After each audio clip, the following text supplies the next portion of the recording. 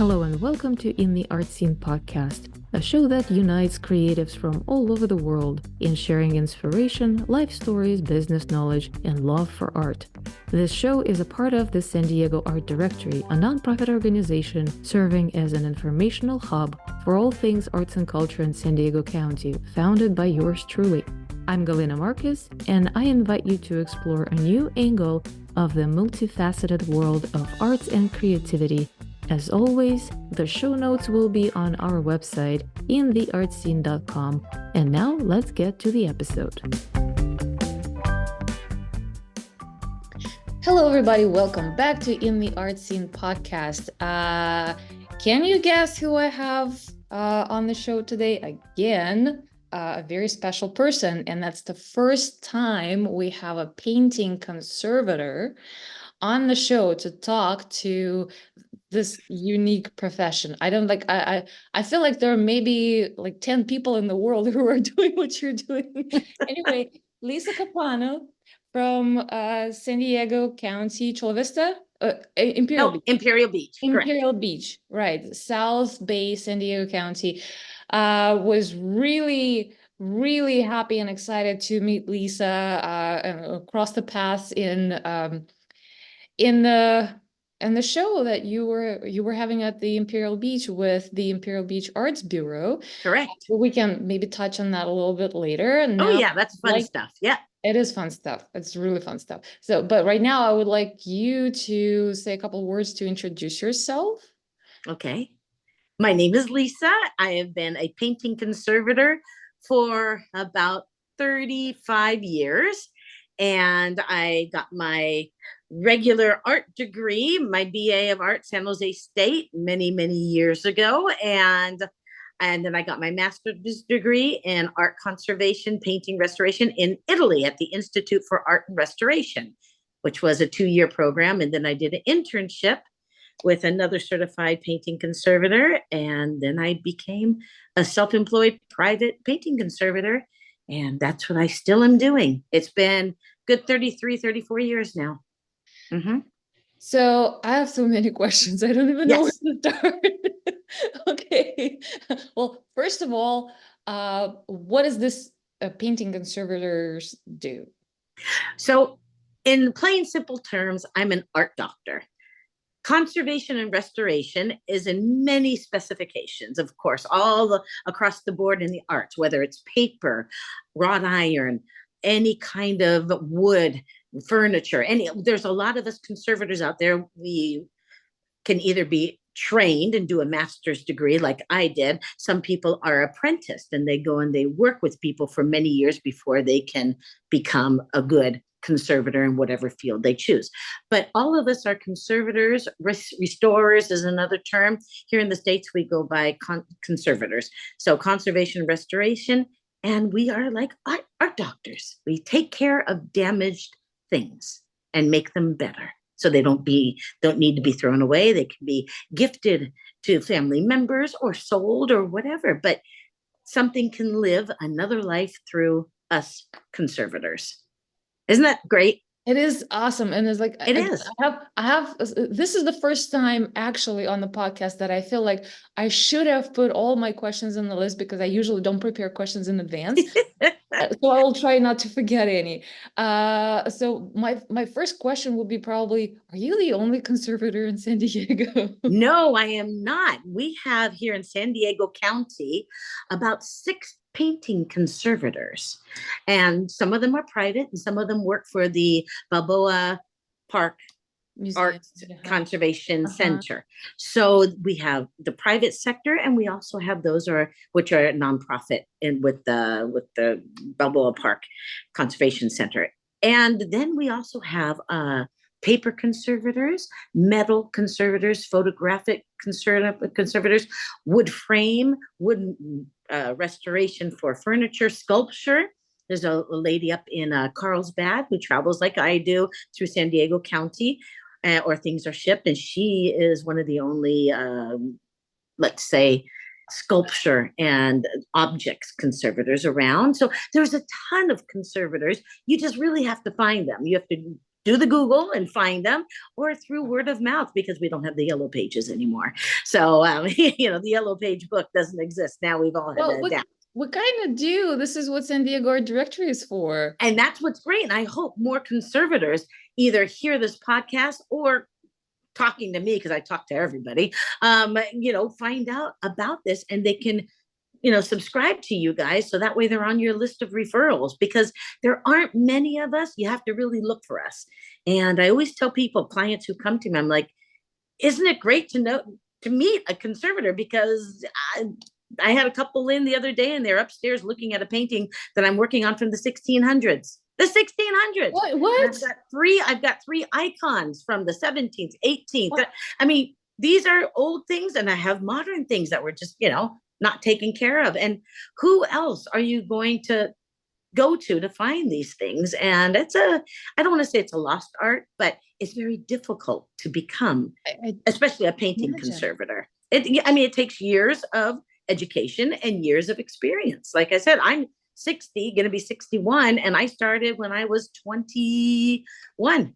So with my schooling, because I knew kind of what I wanted to do. So I certainly hope that you have some apprentices, because this should, the art of conservation should go on. It needs to go on. I've mentored a couple people. I don't take apprentice people because I have my insurance policy for me. So if anything goes wrong, I'm covered. But it's always good to know me. And I give a lot of career day talks also at high schools to let kids know, get into the arts, but also art and science, because that's what conservation is. It's art and science, which are STEM things, and get into that, find out what you like, and then pursue it. That's amazing. Wow. Okay. So let's start with one by one. What was the oldest thing that you have ever worked with? I have restored a painting on copper that was from the 1400s, late 1400s. I did that in Italy because I lived in Italy for 15 years. That's where I got my master's degree. And I was always in touch with murals there, frescoes, works of art, also gold leaf, everything, icons, all these things. So then when I moved to the States, back to the States in 2000, I had to, adapt to modern techniques, a lot of paintings from the 1930s and up, or 1920s, and do that, which was no problem because I had done a master's degree and I had learned already also modern techniques and how to work on paintings from, let's say, this century or the 20th century. So, but yeah, old stuff, new stuff. Yeah. Yeah. Wow. So 15th century, is it like the contemporary of Leonardo? Wow. Yeah. Oh, you're there. Even the 13. So if you ever go to the Timken Art Museum there in Balboa Park, they have icons in their Russian icon room. They also have some in the Italian room, some beautiful triptychs that are from the 1300s. And this is a time period, especially in Italy, where the gold leaf was very prevalent, and then also the painting, and everything looks kind of static. And, the figures haven't gotten into that Renaissance round, lustrous stage yet. But yeah, it's the beginning, of real art, not real art. We have real art for years, but what we consider, art. Yeah. So, oh my God. Yeah. Okay, so being an independent conservator, I understand if I were getting my education as a conservator, my train of thought would be okay, I can be employed by a conservation center or a museum or something like that. I would never thought that this can be a self-employed consultant kind of independent private practice. So yeah. do you work primarily on the works given you, are you hired by the individuals or by the museums and the institutions like this? All of the above. Okay. All of the above. So I have done collections because people find you, and to find a museum job and to be employed by a museum or an art conservation center is difficult because there's not too many positions available, and once you're in, you tend to stay in. because you get your benefits, you get all these kind of things. Whereas being self-employed, of course, I have to have my private health insurance. I have to get business insurance. I have to get the city of Imperial Beach and the county of San Diego work permits, and all those things. So yeah, there's bridges to cross and, things to do, but it is possible. And then literally you just go door to door and you meet people. I went to a lot of art galleries because I transferred here to San Diego in 2020, mid COVID. I mean, we're in COVID, and I left my business, a great business of 22 years, self-employed in Colorado, had to move here to be near my parents. And my husband and I, left everything. He retired and I moved my business here and literally went to visit all framing companies here in San Diego to give them my business card and show them pictures, because I still have my portfolio, that you carry, my little art book to show photographs, and also online website. But yeah, you just have to meet people, talk to people, let people know. And it took, it's 2024 and I'm swamped with business, which is awesome, but it's taken a good 3 years to have people know that I am here, that I am qualified. Once they go to my website and look at the photos before, during, after, and talk to people, they're like, oh my, or Google reviews or Yelp reviews, they're like, oh wow, let's give her a call. So yeah, but you can be private sector and be self-employed. It just takes a lot of grinta, it takes a lot of balls to get it done. Yeah, You gotta pursue it, and you gotta want it. So, and I'm 60 and I still want it because I love my job. Wow. Yeah. Well, and I am really glad to hear that you are swamped with work, and that just proves my point about how much arts and culture we have in San Diego, from We do. museums to galleries to private collections. That's Yeah, amazing. It it is. is. Are you mostly working with clients in San Diego, or are there people who are traveling from other places to? Yeah, they ship to me from Colorado Okay. still, Okay. Santa Fe, even New York. I get some. So from all over the place, but Wow. also just around here. Just they word of mouth, I tell you. And I give talks.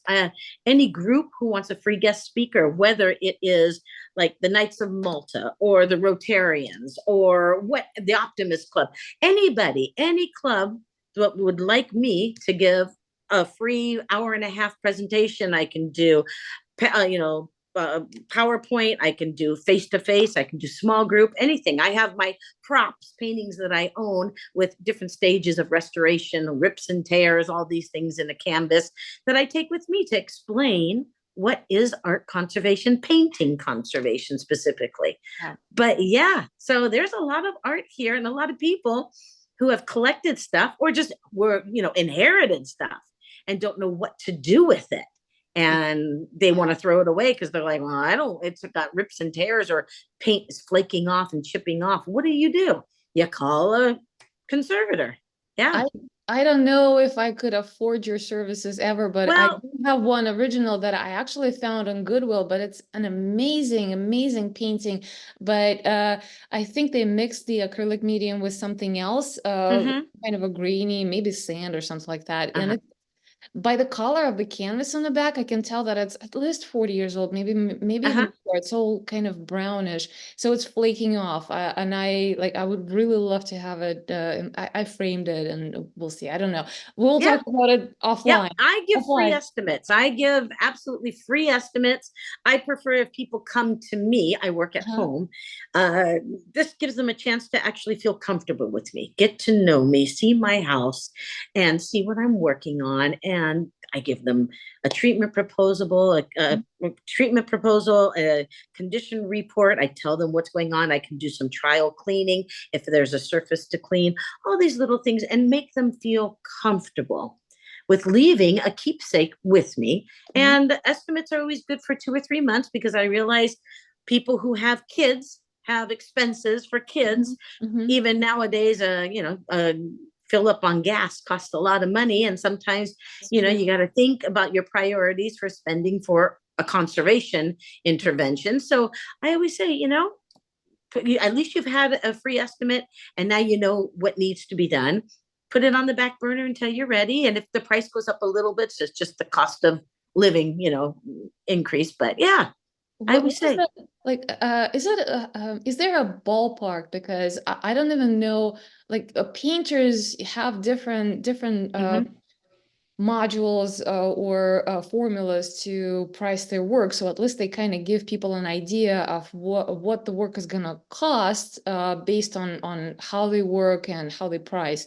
But is there like a way to get an idea of what it can cost to conserve or restore an old painting? Is Well, by the size, by the Well, I some people work by hour and they charge an okay. hourly fee, let's say. Um, I don't do that because things could then get astronomical if I had to charge a certain percentage an hour.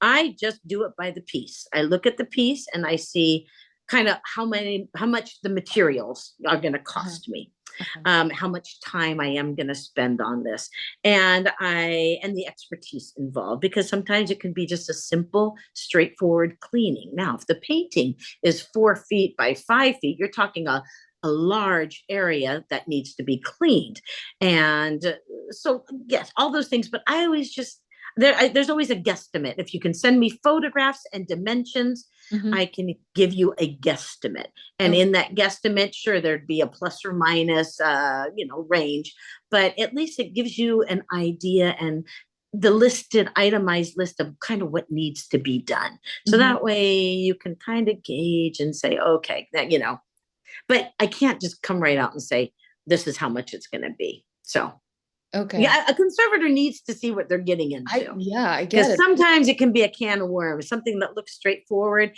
As soon as you start testing the surface and seeing like mixed media, oh gosh, is something gonna come off and something's gonna stay, or oh, what did I get myself into now? Or some people say, oh well, it has a little bit of mold, and then you find out there's a whole lot of mold, and you shouldn't be working on this, and you got your masks, and you got to do it outside, and all these different things. And it's like, you know what, just bring it by, let me take a look at it and whatever, and give you a price. But yeah, Wow. I would say I'm not astronomically expensive. People say, okay, that's doable. Okay, that's okay. All right, yeah. So in what 33 years, I haven't really had any problems. Let's say so. Yeah. It, I don't even know how to wrap my head around what you do, but I still have so many questions. So you have an art degree, and then you have on top of that your master's in conservation. And I can see that you have to be probably as a restorer, right? You probably Mhm. have to know all kinds of not only mediums and techniques, but also, can paint because I assume that there are some parts that you probably just have to mimic the style of the original Oh painting yeah, when you paint, with if that, something's right? missing, you have to be Yeah. an artist. Yeah, Yeah. when we're talking painting conservation, you have pieces are missing from the painting. You have to be able to recreate it in the style of the artist. So people do not see the conservation, especially if it's a private piece. Sometimes in museums, there's different kinds of interventions of Mhm. restoration, some that are camouflaged, some that have little lines. It's called tratteggio in Italian, but you can still see the restored area, because sometimes museums want to see the restored areas, but they give the nuances of the color changes and the shapes by doing these little lines in a different area. They're tiny lines in the different colors, putting all the colors together. Mhm. So as you stand back and look, visually it works, but if you go up close, you can see all the little pieces in there. So there's different kinds of in painting techniques, and depending on what people want is what you have to do. So yes, you have to be an artist, you have to be also a chemist, because you have to know, and a biologist, because if you're working on murals and frescoes, you're working with salts that might be in the stucco layers or in the masonry. If you're working on brick buildings, and mineral salts that have seeped through over the years because of erosion or any kind of outside atmospheric pollution, all these kind of things. So you have to be able to assess a lot of things. It's a great field because it's so wide, and you get to do a lot of stuff between art and science. And sometimes you have to call on a colleague who may be able to handle it better. You work together. I've done many, many projects where we have worked together and yeah, make it work and do a good job. Yeah.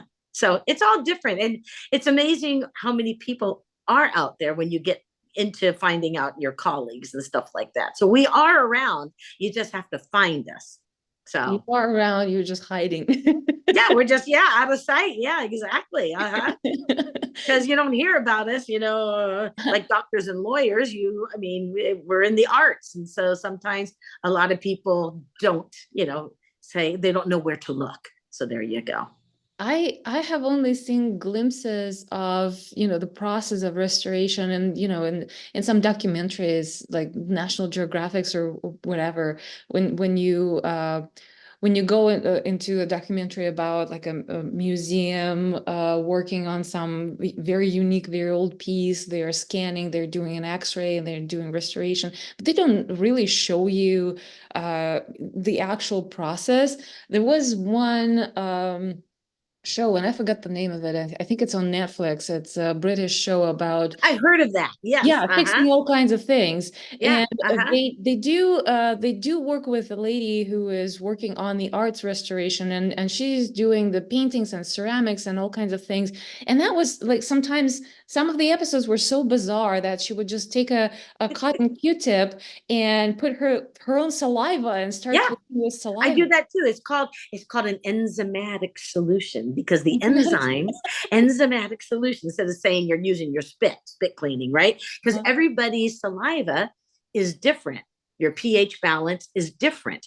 So, and it's also almost like when grandma used to say, "Come here, I got to take off the schmutz from," because grandmas know these things. They know that these things clean. Now, of course, you're not going to spit clean the entire surface of a painting. Yeah. There are solutions that you can buy and put into distilled water. So it's a water-based solvent, and which will do the trick to take off surface dirt and grime, tobacco, soot from fires or fireplaces and things like that. So there are things to use and to find that, but it's all based on science still. Yeah. Yeah, And it's amazing to watch and these things. Never clean a painting with onion, please. People say they've read old books. Cleaning with onion, that has a lot of acidity, or cleaning with potato, that has a lot of starch, the amino acids and things like that. They will leave starch and everything on the surface, and then bacteria can grow. So please don't try to do it yourself. I've had people bring me things. I tried to do this by myself, or I dabble in cleaning paintings. It's like, don't dabble. Go to somebody who knows what they're doing, because then I have to correct your mistakes. It's like, oh God, please, people, get in touch with a conservator.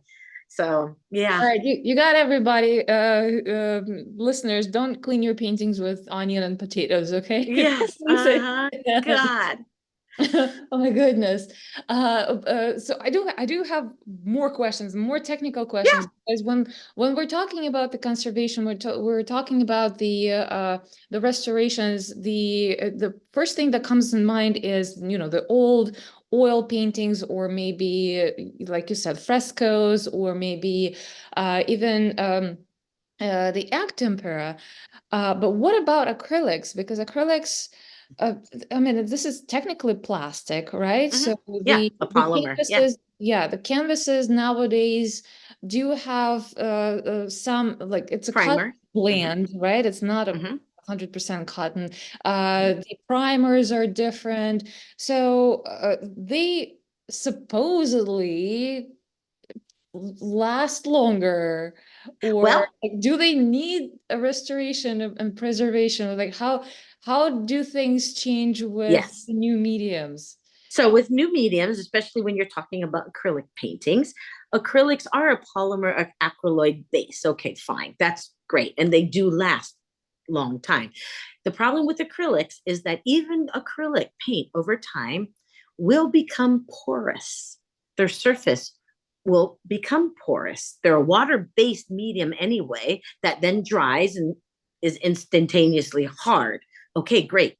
But they also need a coat of protective varnish. I know it sounds very weird because people always say, don't varnish. You don't need to varnish your acrylics. But depending Never on do. where it's going to live, Because how it's going I to don't like the live, look of it. right? Exactly. Well, yeah, exactly. But shrinkage sounds terrible, but shrinkage will occur, Mhm, especially if you live in a humid climate or if your painting is exposed to heat or direct sun. mhm. Remember, sunshine coming through a window will heat up a surface. You can put your hand anywhere on the table and feel the heat, or your cat, who's lying in the sun, you will feel the heat from sun exposure. So in my house, I have all my windows tinted that face west. That's just what I do because I have a lot of antiques and a lot of art.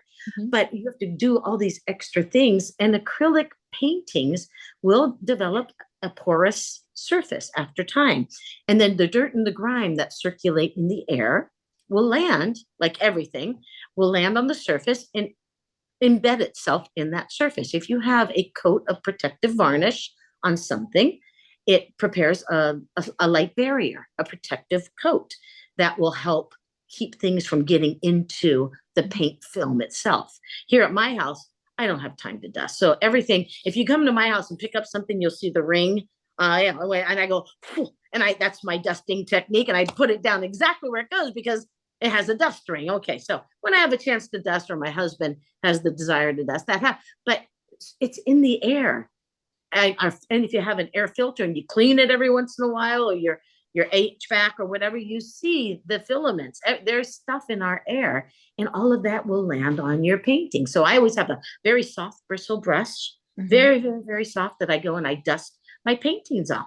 And every once in a while, maybe every 2 or 3 years, I dust things off and give a light spray coat of protective varnish, put it back in its frame, put it up on the wall. Like I go to my mom's house and do that. I'll call certain clients and I'll say, hey, it's been 5 years. Would you like me to come by and give you a free, you know, new coat of Paintings, protective yeah. varnish or whatever? Yeah, because paintings need that.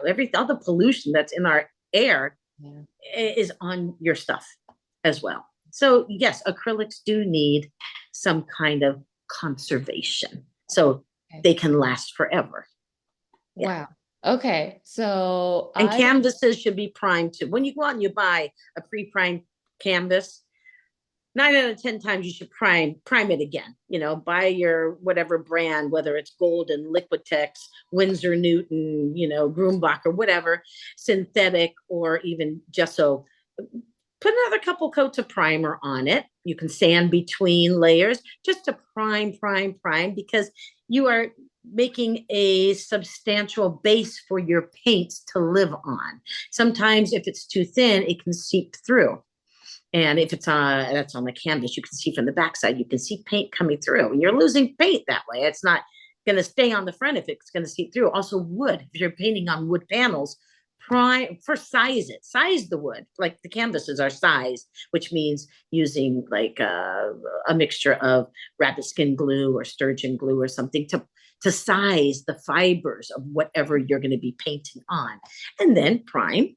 And as many times as you want to. If you want a smooth surface, then you sand it. But this is like painting 101, and painters should at least take one class in how to paint, the step-by-step method of how to prepare your surfaces for painting, whether okay. it's metal, that, because me as a conservator, I get stuff and I go, oh God, did you mix media? They've mixed everything with it. I'm like, did you not think that after 3 years it was going to start to peel or come off? Well, I didn't know. Because you're experimenting and you didn't do the 101 class that we all did back in college or high school or summer school or whatever. You didn't take a class, take a course and learn how to take care of paintings, or do paint your paintings correctly. So Oh my goodness. Okay. So I'm hearing you, and I'm just like going in my head through all the things that I'm doing wrong. I'm sorry. It's always good to know a conservator because we can tell you where the oops have been and how to maybe avoid the oops in the future. Yeah.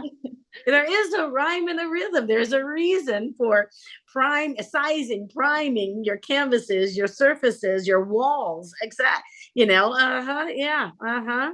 Okay, so I'm going to geek a little bit on this Yeah, because yeah, yeah. so well, first of all, yes, artists are experimenting all the time, and I know like Mhm. right now it is actually a kind of I don't know if it's new, but it's trending, painting on raw canvas with watered down acrylics to get this watercolor effect kind of thing. So what is that gonna do? It's going to deteriorate over time, but also the binders in your colors, your mediums, whatever it is, will slowly seep out and leach out, leaving you with pigments, dry pigments, which will disperse or get rubbed off, Okay. and you will have paint abrasion. And canvas will suck it all in, and then the vibrancy of the colors will get muted because you will not have any more the binder medium, because Mhm. that has been leached into your substrate, whatever that is. So yeah, it's like sure, it's going to look great for a couple months, you know 6 months, a year, maybe. But if you haven't primed your canvas or your substrate, you're not giving that paint a base to attach to, except for raw canvas. Yeah. Even paper, get watercolor paper because it has been treated. It is adaptable to that. If you're working in pastels, use your fixative, oil pastel. There's things, Google the science about these things and what people say. Uh, yeah, I had used oil pastels back when I was in sixth grade on just typing paper, because we had that in the Mhm. house. And then I put it in a frame, and then I noticed seepage, like a alone, Like like a oil, yeah, an yeah, oil yeah, yeah. something going around the image. And I was like, what is that? Well, it was the oil in the oil pastels seeping into the texture, the fibers of the paper that I used, and then the pigments would just like crinkle up and shrivel up and fall off. And it was just, even I had it under glass, so it would stick to the glass and everything. But I learned that in sixth grade just by visual, going, something's icky, like what's going on here? And Science. And isn't it a bummer when you do something on like a piece of a random thing, and then it looks really great and it's like, oh my God, this is like, I love this. This is my masterpiece and I'm gonna have it forever. And then after a while, it's like, oh no, and you realize that you will never ever be able to do this thing Again, again. yes, uh-huh, Yeah. right, yeah. Oh my So, God. and it's great having doodles and stuff, but if it's not acid free paper, if your ink is pen and ink or even charcoal, that's not, I don't know, gonna stay. Get it behind glass kind of as soon as possible, because at least hopefully the glass barrier will protect it from the outside elements from Mhm. eating it away, or things transforming. So yeah, Yeah. yeah. So I used to have conversations with a friend of mine who is also a painter, and she was experimenting with lots of different glazes and mixing different mediums and mixing with water. And she actually drilled down into like a research of what acrylic paint brand can withstand like the water down, how much like percentage of the water they can. Mm-hmm. And apparently, Golden claims that you can mix their paints 50-50 with water and it will not destroy the binder. That's Um, good. I mean, I use their MSA paints, restoration colors, because when I in paint and glaze and do stuff to fill in the missing pieces, I have to use reversible restoration colors. They're different. They're pigments suspended in a medium, whether it is like a form of a varnish or mineral spirit base. They're different. They are glazes than, so I don't restore stuff using oil paint or acrylic. I use reversible art restoration colors. And Golden also has a mineral spirit base restoration color set. And I have Goldens upstairs. I have also My Mary, Maimeri, My Mary Kramer, Kremer from Germany is another good one. So I specifically have to buy art restoration colors. okay, so you're not just working with the regular paints. No, Okay. no, because the American Institute for Conservation, which I belong to and have since 1986, says that everything we do, code of ethics, everything we do has to be reversible. And that's also for things that go into museum setting, but also things that go into private people's homes. Everything, if it needs to get restored again for some reason, we need to be able to remove and redo what has been done. So if you are part of the American Institute for Conservation, then you abide by these code of ethics and you use products that can be reversible. Wow. So yeah. So I had no idea. yeah. Wow. The AIC, American Institute for Conservation. Then there's the WAAC, the Western, right now, all these, I can't remember, Western Arts Restoration. I can't, but there's the WAC, WACC, there's the MRCG, Midwest Regional Conservation Guild. I belong to all these, and they're all conservation guilds that we, as conservators, certified professional conservators, belong to. So, yeah. And we all have code of ethics that we follow. So when you find somebody like me who's certified, who's been in the field for 10 plus years, and I've been doing it for 32, 33 years, you're paying for quality because our materials are quality, our expertise is quality. We've given talks, we are what you're looking for. And the new generation coming up is being schooled in this as well, because the young have to move into the positions now, because I'm probably going to be doing this till 65, 67, and then maybe just concentrate, choose and pick and choose what I want to work on, because your eyes will only last so long. Your fingers, your hands, everything for holding brushes and all those things only last so long that you can do this precise work. And so you got to be good, you got to be honest, and you got to make room for the next generation to move in and take over. This is interesting because it gives me an interesting thought that, we as artists, we we used to think about ourselves that we are the ones who are experimenting. So we're breaking the rules.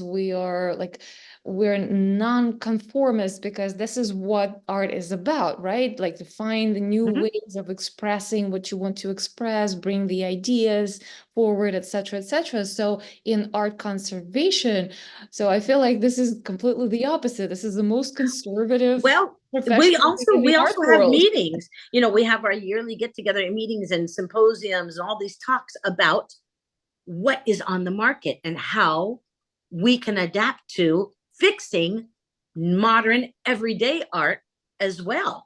And so it's always evolving, Galina. It's always evolving. Everything. I'm learning things that I didn't even know was possible. And this is because the younger generation or the restoration conservation scientists are experimenting with new varnishes, new binders, new ways of mixed media, restoring mixed media, all these different, every day I get emails through the AIC of conservators asking for opinions. And has anybody had this experience with this artist's work before? In my lab, I have. So we are always talking with each other and learning. It's stupid to think that, you know everything, because you don't. Like you said, artists evolve and new methods and technologies are being used, and you need to adapt with that and find what will work in mixed medias and what's coming out on the market. You need to. That's just part of growing and keeping art alive. Some art is meant to not last, right? Some artists say, you know what, I paint this, it's going to disintegrate, and that's that. And you have to sometimes know when to let it go. And also I always say less is best. I can do from A to Z on a piece, but is it going to really help the piece, or is there still going to be deterioration anyway? And sometimes the answer is yes. So you have to tell your client, this is what I suggest. Now, if you want more, you might have to go to somebody else, because this is what I can do, and ethically, this is what I want to do, or I'm willing to do. So, yeah. Yeah. Well, I want to ask a little bit more about the mediums, because I do have so many questions. Like, for example, if Golden openly, like confidently claims how much their acrylics can be watered down, pretty much no other acrylic brand, Liquitex or I'm working with Nova Colors right now, they Mhm. don't have anything about that. So what is the rule of thumb for the painters like me who are working with acrylics mostly? Like, how much water can we add, or what can we, or what we shouldn't be mixing with our acrylics, for example? Well, that I don't know, because artists, you read the labels. I would say do some research first on the colors, the company, and what they put into their paints. First of all, see what they are using and see what it's compatible with, right? Compatible is a key word here. And you also have to worry about your surfaces that you're painting on. It's not just the paint, it's how it's going to react with the surface, Mhm. correct? And so, me as an artist, I paint both in acrylics and oil. Watercolors, but watercolor is difficult for me because I move too fast, and watercolor takes a lot of patience, and Same, same. I'm not good with that. Right, exactly. So I know my limits, right? But it's also, I don't know. I think if you water down your colors too much, there's the key word there: water down. I mean, what kind? What you're looking for? You have to realize if it's so watered down that the pigment to binder base is so thin at that point, logically, your pigments aren't going to hold up. It's a lot of common sense too. And I would just, first of all, research the company and the brand and what they offer. And, and Golden does their tests. I know they have scientific research done on their stuff. They're a Yeah, great company. I mean, yeah. there's a whole bunch of companies out there that are excellent and make claims, and that's great. But it might be also claims in a controlled environment. Okay. Yeah. But you have to look if they're going to be under intense light and for how long. I mean, and Golden does these things. I know because I check these out. I've got a lot of their colors and tubes upstairs in my lab. So, but Grumbacher also is very good. Winsor Newton. I mean, there are name brands, and they have been around for a long time because of a reason. They're good, and yes, you pay a lot of money for the quality. But if that's what you want and should use, then that's what you're going to get. But if Yeah. you go to Walmart and buy something, or the Dollar Tree store, look at the ingredients, and you might be like, oh, the binder's something that you can't even pronounce, maybe, or whatever. It might not be a good ratio to keep the pigments suspended and alive. Yeah. So I can't really answer that question to tell artists what to do, except that do your research. Because if you're going to spend your money on your products and your materials, you want to make sure you get what you pay for. So, How about the restoration of the some unusual mediums that artists are using sometimes? Because, well, the easiest example is Jackson Pollock, who was using house paints, right? But yeah. artists who are, I don't know, making their own pigments from plants and vegetables. There are Hmm. artists who are, I don't know, using their own blood or Hmm. y- Everything is biodegradable. If it's biodegradable, it's going to change. And if it's also biodegradable and can have bacteria grow on it, then like egg tempera. We learned how at school how to make egg tempera and what to put into it that would kill bacteria. And you could only keep that jar of whatever paint for a certain number of days without it already, the yolk and everything, going bad and bacteria forming. So once again, science. I mean, these are things that you have to research. And nowadays you can do the Google and find out and look for examples or whatever.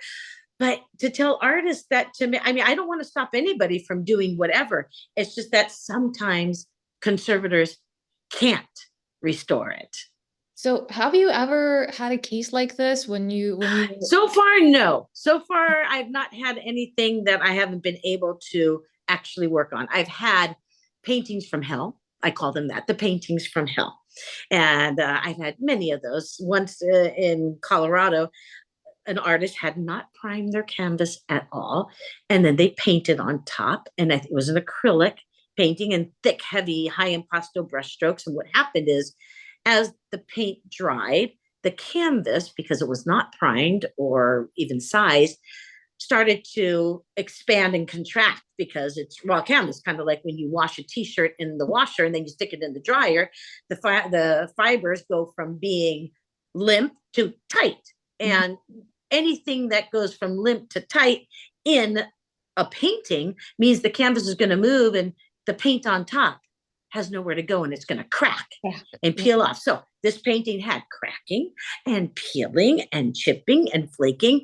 And somebody along the way decided, I'm going to pour Elmer's glue on top, like to glue it. Now, okay, gluing the paint back to the substrate is a great idea, but Elmer's glue is a PVA, a polyvinyl acetate, and it forms a skin, right? And it's laying on top, kind of at school when we were kids, we put Elmer's on our fingers and we peel it off like, look at the skin, and you're stuck with this, and you can ball it all up. And it's like, it's a barrier. And so when I got to it to start cleaning it and to stabilize the canvas from any kind of further movement, I had to take off a layer of a coat of polyvinyl acetate, Elmer's glue in this case.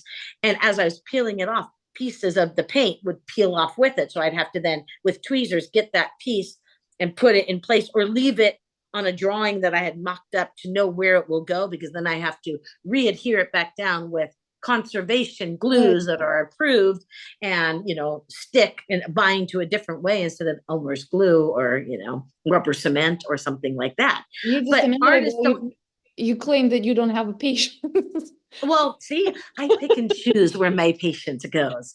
By the end of the day, a working day, I'm all patient out. Yes, exactly. And it's just like, don't bug me with it, because my brain has been working in a scientific way, and I've had to, work on stuff. But yeah, I mean, you get your paintings from hell, and then you have to make, and you do as much as you possibly can. But I always write it out for my clients to see what I can deliver and what I possibly can't deliver. So I make it on all the notes I put down that I have a contract and they sign that. And I say there will always be surface imperfections because it has been damaged. If there's rips and tears, I can put those back together again with nice patching, everything gesso in the areas of flaked painting.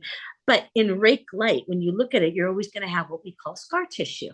Kind of when we get hurt too, our skin, grows back, but you will always have a line or something or a raised area. And unfortunately, that's the joining line of two pieces that have been cut or torn or punctured. And you can do your best, but I always say surface imperfections are now part of this piece of art, and we can give it a new life, but we can't take away its wrinkles like Botox. It's like, there's a trade-off, and you can enjoy it for another 50 years and pass it on to your kids. And this could have a whole new history, but you've got to accept surface imperfections as part of the game. So, yeah.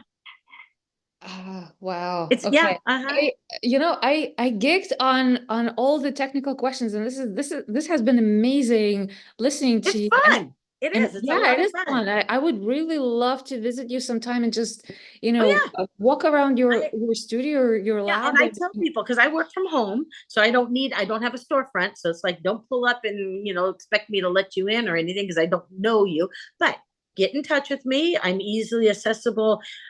My email is dinosaur. It's Lisa Capano, all attached. If you can remember my name, Lisa Capano at AOL.com.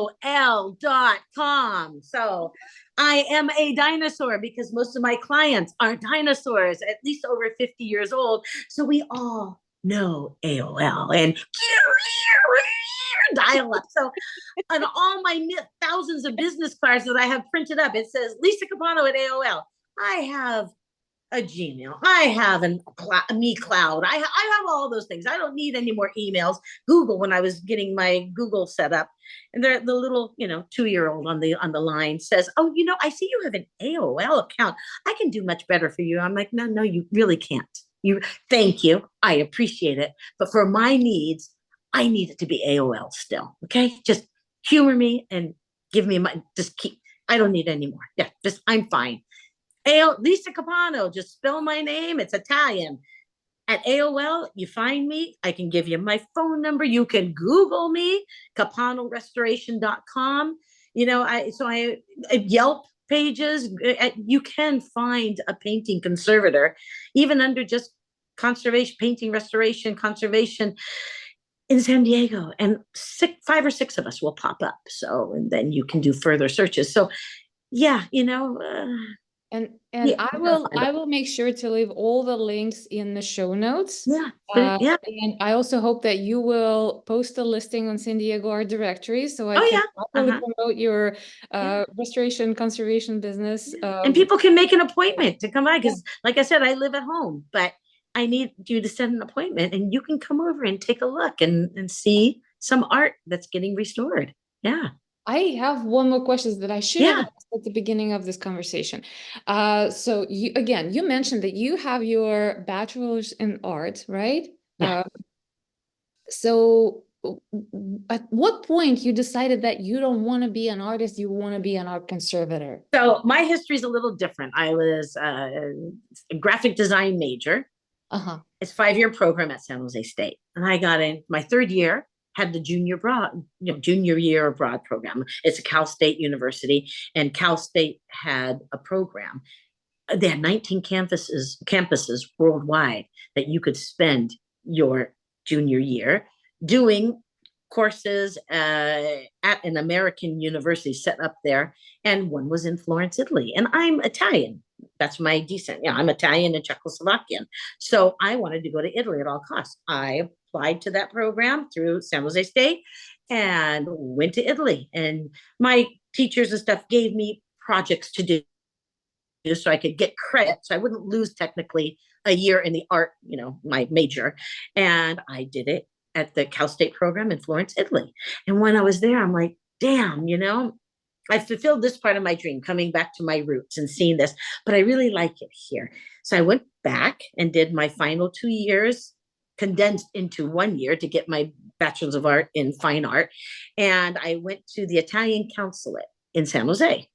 And I told her, I said, I want to get back to Italy. How can I get back to Italy? I want to do something in the arts, but I don't like graphic design.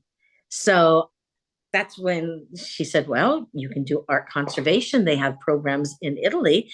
And so and this was during my last year, I scratched being a graphic designer because I hate computers. Still to this day, I hate computers. They're necessary evils.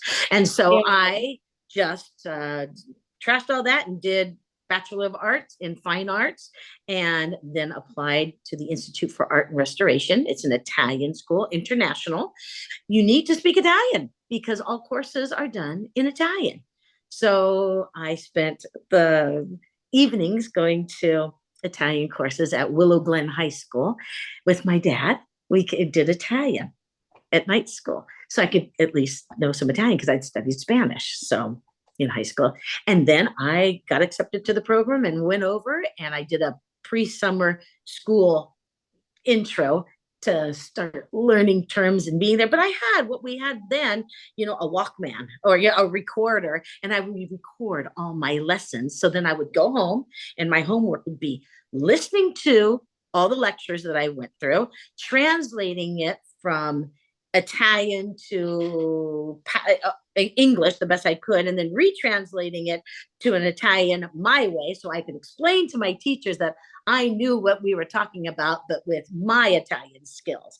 So a lot of homework, a lot of dictionaries, a lot of looking on. So that's my history. I did it different. So I knew at that point, having spent a year in Italy, that I wanted to be an art conservator because I'd seen them all over the place. In Italy and Europe, you see people up on scaffolding restoring, or the museum is doing something and you see them working on paintings and you're like, well, that's interesting. Since I don't want to be a graphic designer anymore, a graphic artist, I can do this. It's art and science. So I was able to make art work for me. And that's what I talk at career days with kids.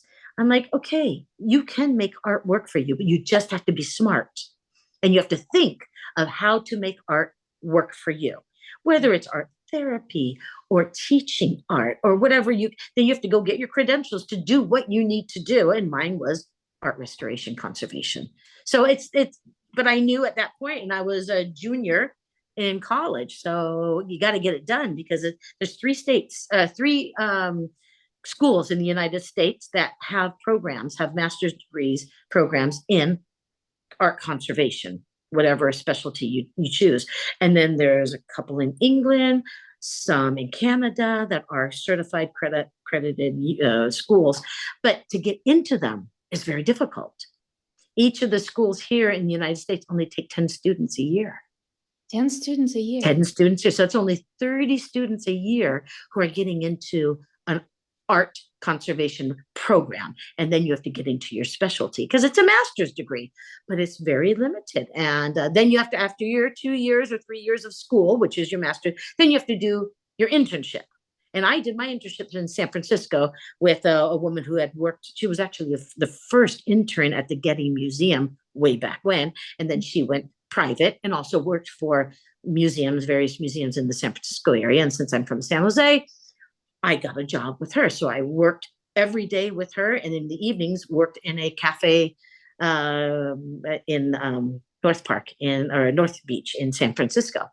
So I was still getting my Italian dose and working and doing all that, but I had to pay for, because I was an intern, I needed to pay for living expenses in San Francisco.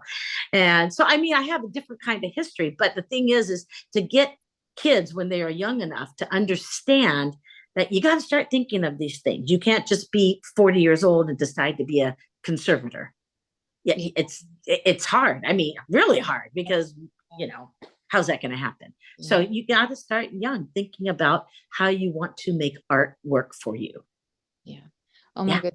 This is an amazing point. Actually, this is absolutely incredible point for the listeners who are at the beginning of their art careers or still going to school, because I do hear questions like, how can I make a living as an artist? And it is really great to hear that there's not only one way to be an artist and or in the arts. Yeah, to be in the arts and make a living. You don't have to rely on constantly producing the work that sells. There are ways to do it. And I have a girlfriend who was at school with me from Irvine back when we were in the year abroad, and Cal State Irvine. And she, amazing artist. She could take a twig and in dirt draw, and you're like, oh my God, I know exactly. So she was an artist. Great. Well, she got her degrees in fine art and everything, and she is a well-known artist in the Tustin area, and also Laguna Beach and all this. So, but she also teaches art. So she was able to get a teaching career going, teaching art. And she's a director of an art school there. And she has made artwork for her that way. But you have to have a vision, and you need to educate people when they're still young enough that things aren't so overwhelming. Yes, it's life. Life is overwhelming, but you gotta break it down and make it work for you. Find your fortes. I'm a great artist, but am I like her? No. I am a great artist, but my forte is in art conservation, which means, okay, I apply my art skills because I have to recreate and be whatever artist the canvas asked, or the mural or whatever asked me to be. So I have to be adaptable that way. But it also allows me to use the science that I have, because math, 2 + 2 is 5. Sometimes it's 3. It's just never 4. Math is not my forte. So so I have to count my fingers. I use my toes, set things down. So, but I can do art. And this was my forte that I found. And luckily I found it when I did. So, but it's like TikTok. Yeah. This is amazing. And this again and again proves the belief that I have that people in arts, whatever they do in arts, go there for great love and nothing else, because there's passion, because there's so much we have to overcome to make it work. You gotta want it, and in the end it works. And I think that the biggest thing that we get out of it is just the pure joy of doing what you love and being in the industry that you're passionate about. I love what I do. I absolutely love whether it's an old painting or a new painting, doesn't matter. And what is also joyful is when the owner comes to pick it up, or if I drop it off, and they're just like, wow. And I'm like, yep, yep. Mm-hmm. Imagine that. Yeah. All right. Well, we are at the top of the hour. This has been an amazing conversation. I'm glad that we finally could put it on Yes, this is there. great. Yeah. And I know you're busy. people can always, Galina, they can call me, text me, email me. I'm super easy to reach. And I do respond to phone calls and emails. I don't just ignore people, because as you're self-employed, it's who you know. It really is. And as many people who know you as well, then they talk about you, hopefully in a nice way, but they talk about you and people find out about you. So and obviously I have no problem talking, right? That's the Italian in me. I can talk to a piece of wood and, just have a whole conversation and be okay, right? But yeah, so and not all conservators are like that. They're sometimes very quiet individuals, which is kind of what the field, dictates, is that you have to be patient and quiet, and whereas I'm like the complete opposite. Except when I'm working, I'm very quiet and I kind of growl at my husband if he shows up at the door going, what you doing? I'm like, I'm working, leave me alone, So yeah, I love you, but I love you after. So, yeah, that's what I always say. I love you, but after 7:00. Yeah. After 7:00. I gotta remember that. Yeah. Even my mom, what are you doing? Mom, I'm working. Oh yeah, that's right. I'm like, because when you're self-employed, they think that you don't work. It's like, oh yes, I do. Because I don't get paid unless I work. So. Yeah. Okay. Again, I will put all the links, all your contact informations in the show notes. I am looking forward to seeing your listing on San Diego Art Directory so I can promote it in our weekly email updates. Excellent. Thank you. And hopefully maybe you can spread the word to your fellow colleagues so they can also advertise in San Diego Art Directory. Yes, I will. Yeah, I know the ladies at Balboa Art Conservation Center very well, because a couple days a week I work also at the visitor center in the gift shop, and I'm also a security guard guarding the paintings at the Timken Art Museum. So I have a lot of jobs, which is wonderful, but it's all, art and who you know and who you talk to. And who you hand out your business card to. So, but I'll let colleagues know to get in touch with you. No problem. They'd be thrilled. So, yeah. Absolutely. That would be awesome, because I feel like, there's only 5, 6 of you in San Diego, and people need to know about you because we have way too much art to handle in San Diego. And people make mistakes all the time in their study, in their, when they're painting or when they're working on something, they're like, oops. And they really don't have to throw away a canvas or something. You can call a conservator and see what it would cost to get something fixed or whatever. So yeah. Amazing. Yeah. Thank you so much. Thank you. Please don't disconnect. I will say goodbye to our listeners, and I have a couple questions for you. But I do want to have you back again on the podcast, and maybe with your colleagues from Imperial Beach Arts Bureau, because this is an amazing organization. We didn't get to talk about that, but right now we're out of time. Yeah. But I do really want to bring a light to Imperial Beach Arts Bureau because of what they do and how much energy and they bring to the community. This is amazing. For sure. We're a fun group, always supporting the arts here in the South Bay, and specifically in IB. Yeah, Imperial Beach, getting it on the map in a good way, not a poopy way. Yes, in a good way. Not in a poopy way. Only people who know what that statement meant. Yes. Well, in that case, we'll see you again in the art scene. Thank you, Galina. Thanks for this. I really appreciate it.